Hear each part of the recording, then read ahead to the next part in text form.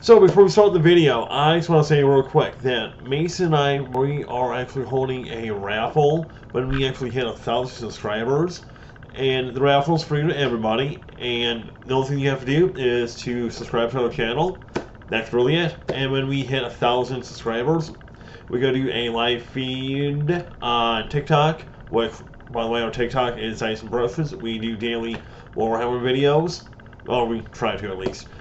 And we will also do the live feed right there too. Now the prize is, and I'm sorry the focus is not the best, but yes, it's this lad. Yeah, he's an excellent guy. So yeah, this lad right here, see on the box. Yeah, and before we forget, shipping is gonna be on us because that's how much we care about you, our audience. Now, with that out of the way, enjoy the video. Welcome to another episode of Dice and Brushes. Today we're doing another unbagging of the Warhammer Imperium magazine. This time we're doing issues 24 through 27. And let's not waste time and get right into this. First off, on 24, you get some Null Oil Shade, excellent for any kind of metallics, some darker fabrics. And you get Rakarth Flesh. Oops, let's see if we can get that better. There we go.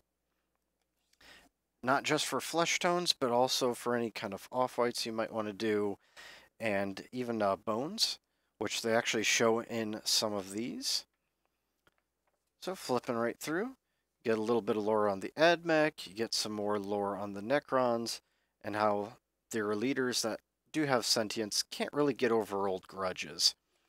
And there's a nice little part over here about a Necron overlord that particularly hates Ultramarines. Got finally a little bit about the Tyranids. A little bit more of here. Then how to paint with the new paints that you got. In this case, it's looking at the Marines first. There we go. Let's see if I can get that better. There we go. Introduces you to some of the newer paints that you've been getting. Here's a whole, pretty much an entire page dedicated to how to use the Null Oil. And then we finally get into the objective, how objectives work, how victory points work. It even comes with tokens in the back. How to take objectives and how do you count who has an objective if it may be contested, and it shows nice examples here. How to score throughout the game. Let's see, let's get that. Let's see, get that a little bit better. There we are. A little bit more about missions, how to decide them, how to start them, how large an objective token should be. It also starts out with your first actual mission, not just little tiny skirmishes, but in this case, it does give you a King of the Hill type mission, which kind of unfortunate that for the forces that they recommend for this, it looks like that the Necrons actually get quite the advantage because they're the only ones with OBSEC units. So it's not I don't think it's the most balanced, but I do like that they have it there. Then the next, we have issue number 25. This comes with 5 Necron Immortals or Death Marks, your choice. Comes with every single option that the regular set would have. There we go. Let you have a nicer look at the sprue there.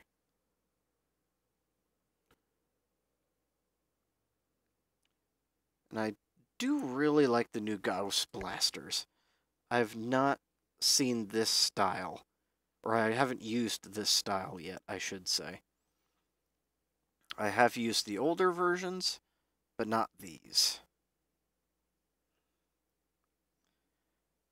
However, the instructions only that are included here only show how to make the Immortals with the Gauss weapons.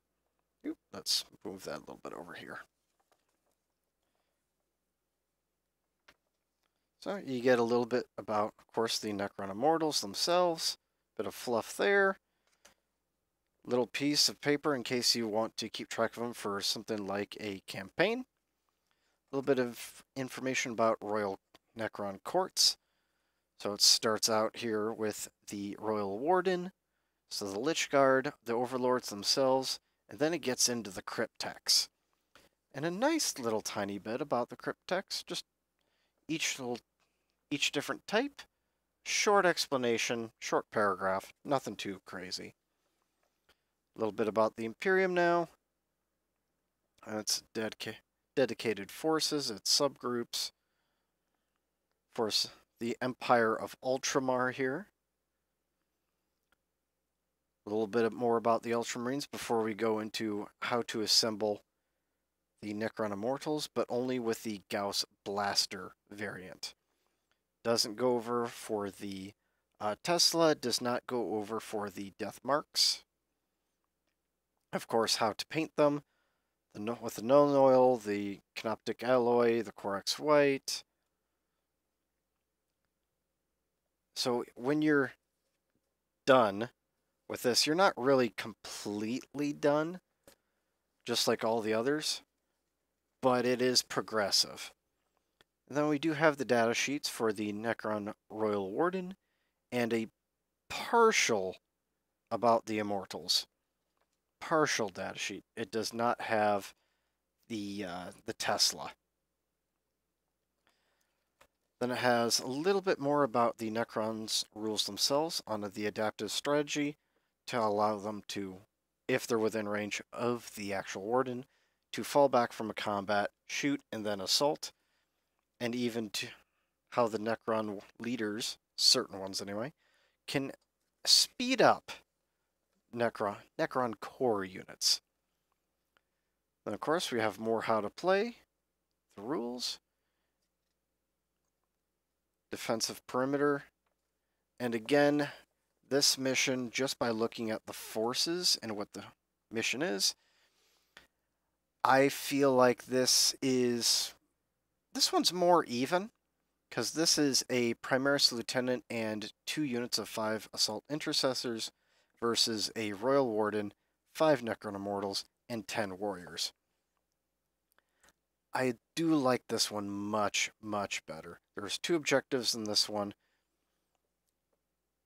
and it's not too bad. You keep your home objective, try to take your opponents. Pretty straightforward and simple. Then of course we have a nice fold-out about the Adeptus Mechanicus that you've been receiving parts of if you've been a subscriber. Not to us, but to them, of course. And then, going right into the next issue. This is the one with the Tech Priest, not Prius, Dominus. Let's see, let's get this over here. Yep. And of course, always make sure to dry fit before you glue. There we go. He still does have a few options between weapons, but not a whole lot. Put that off to the side, because that's going to be for Brett to take. Here's the magazine itself. If I could let it go. There we are. A little bit about the Tech Priest, Dominus himself.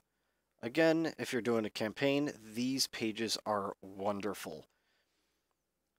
Of course, a lot more in-depth lore. How to build the Tech Priest Dominus, and then we'll go over how to paint the Tech Priest Dominus, using what paints have been provided so far for a Mars pattern color scheme.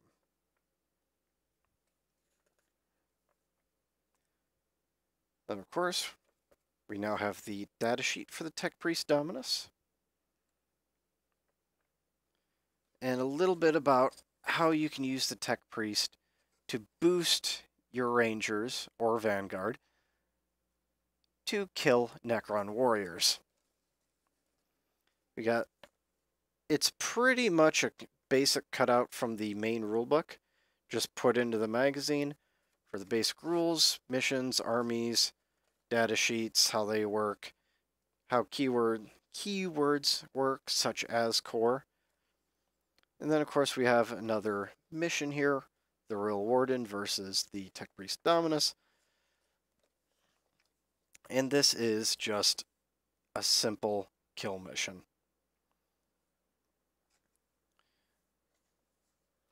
So, it's not terribly exciting, but it is very, very simple for pretty much anyone just getting into Warhammer. So I'll take that pretty much any day. There are some days I don't want simplicity and I want to make things as complex and difficult for myself as possible, but other days I do want simplicity. Then finally, we have issue number 27, which has, how do I say this properly? Hemotrope reactor? I have no clue what that's supposed to mean, but it's a decent sized terrain piece that could block a line of sight with the obscuring keyword. I probably won't get to that for quite some time. I have some orc terrain that I still want to do, and a kill rig to build.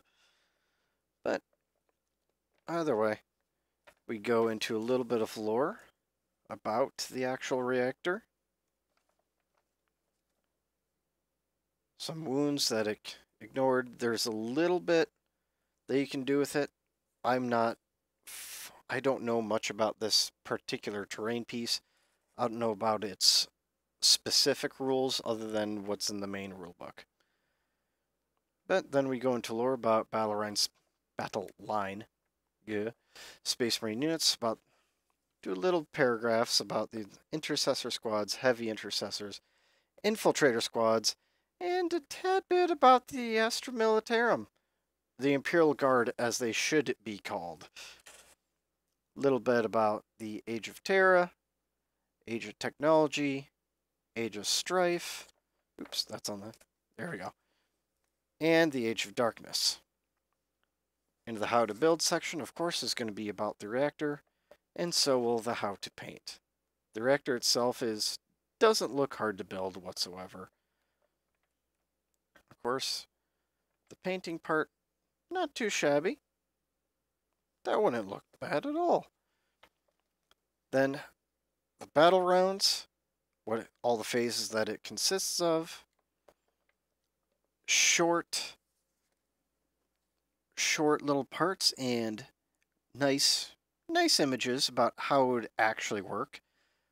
So, because sometimes reading it from the main rulebook just doesn't connect things very well. But seeing models in play like this does help. And it actually goes great later on here. I'll pick that back up. The attack sequences, weapon types, charge phase, casualties, morale phase, how to properly remove casualties from morale. Shows a nice example again. And then we have another mission of how to control the reactor between the Necrons and the Tech Priest Dominus in charge of some assault intercessors. Then since this is the last issue here, I will show this back. The next 2 issues will have another full squad of Necron, I shouldn't say full squad, another squad of 10 Necron warriors, which I will have to look forward to. So, if you're looking to start up Necrons, if you're looking to start up AdMech, if you're looking to start up Space Marines, I highly, highly recommend subscribing to the Warhammer Imperium magazine. They still have to release a little bit for the Sisters of Battle. There is still the premium packs for Tau, for the Orcs, and Tyranids. But those won't happen for a little while still. But as always, make sure to like, subscribe. If you want, please leave a comment. We always love to hear any kind of feedback. What can we do better? Or even if you just want to do a little rant about your favorite army, by all means, go right ahead in the comments section. Otherwise, as we always say, get your shit painted.